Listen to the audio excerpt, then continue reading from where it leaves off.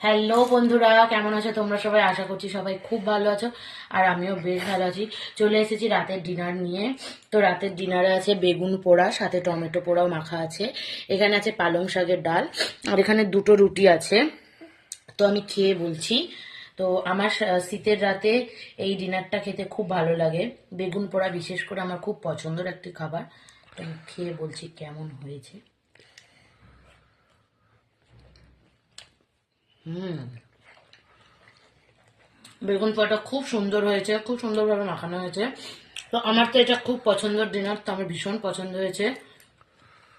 তোমরা কে কিভাবে শীতের রাতে ডিনার এনজয় করো আমাকে কমেন্টসে জানিও।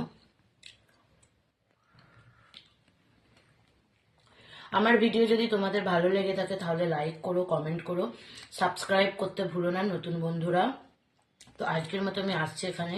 টাটা, বাই, গুড নাইট, নিজের শরীর খেয়াল